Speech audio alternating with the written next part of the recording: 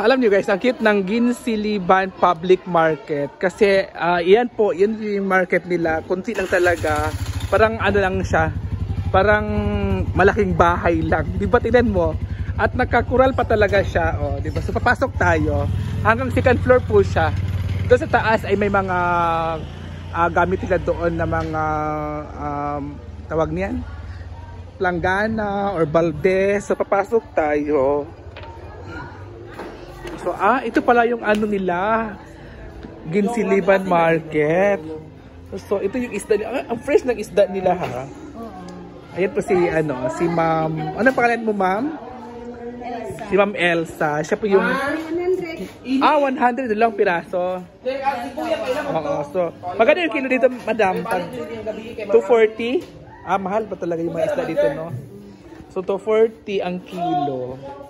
So ito isdaan din siya. So isdaan. So yung iba karne. So yung may mga dyan guys, ang iba talaga karne. So ganito lang kalaki yung ano nila dito, yung palengke nila. Maliit lang yung market ng palengke, di ba? So dito naman ay mga gulayan.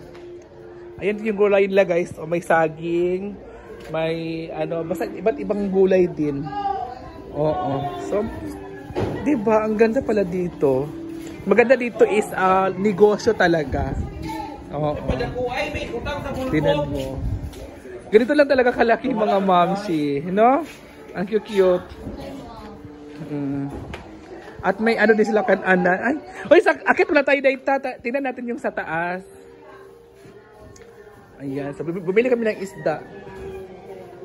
At saka, syempre, magpapaksiw tayo. Ang cute. Ito is karne. Karne to dito, madam. Ang cute talaga. Kanilang market.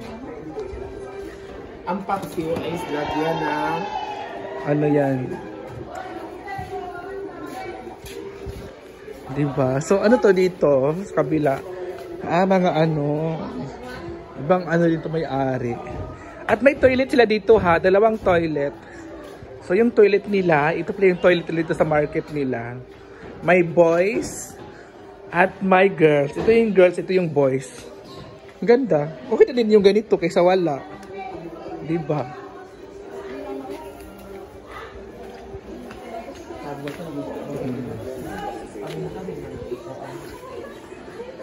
Ito naman natin yung yung first floor nila market. sa market. Sa market nila. So aakyat tayo. Tingnan natin yung second floor nila kung anong mga paninda nila doon. Kasi dito ang mga paninda nila is isda, market, mga gulay.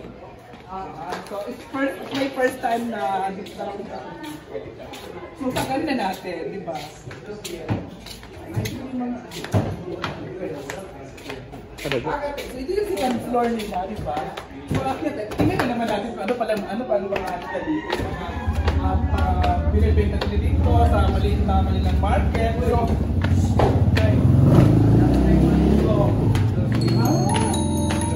kung second floor talaga is makikita ko sa likod ay yung mga bahay. Maraming bahay talaga Vulcan, dito. nandun. At makikita yung vulkan. At may printer pala sa may mga pala dito mga Barbershop. Ay, dahil. Ano dito, dahil? Barbershop. Ha? Haircut? Mga pwesto pala sa likod. Pero yung pwesto nila sa likod ay hindi nila, wala nagre-rent masyado siguro. Saka tapat lang. At dito naman, sa harap ng ating palengke, makikita yung paaralan, yung elemental na paaralan. Ay, ito pala yung nila. Ay, madam! So, ang ganda ng nyo dito, no? Kasi ang liliit ng ng market nila. Ang cute, no? Hindi na yung mga may-ari. So, ito pala yung sinasabi ko sa iyo, Dayo, na mga yung sa kabila, madam, wala bang doon? Wala doon? Wala na. Close na doon. Ay, close na talaga doon? Doon, wala nag-open. Naadi, pero ang dito ka ng sa kabila. Sa kabila. Close. Close. Pero may nag-rent dyan. Wala na. Wala na rin. Wala na. Kung ano dito, magkano ang rent dito? 1,000. 1,000 ang rent dito, Day? Every month? 1,000 ang month dito sa... Mura lang, mura. Mag-rent ka na. Nagulat ako, ha? Mag-rent ka na dito na lang. Kilid na lang sa parlor. Para sunod-sunod So, tatanan. 1,000 lang pala yung ano nila. Yung rent na pala dito sa 1,000. Mura lang. Masyara dito na ka sa kilid sa parlor. 1,000 talaga ilalagay. Kahit anong ilalagay mo sa sa stall, 1,000 talaga. Permit lang ka, permit. Pero kailangan mo pa rin ng permit. At di ko alam kung bawat example. Eh, direct ka na, direct. Pwede ka makita, madam, makita sa camera? Problema. So, dito tayo. Kasi dito si ma'am at saka si, so, dito kalaki yung space. So, sa 1,000, ang kailangan, Depende kung, kasi dito sa amin, RTW ata to. RTW. Kasi mayroon kaming tatlong license ata.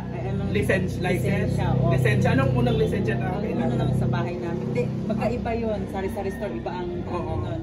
Tatlo yung mo yung negosyo nyo. Mama. Ay, yung mother pala Si niya. mother. Ay, sorry mother, ikaw pala yung ano niya. Tatlo. Tatlo. Sa isa sa bahay.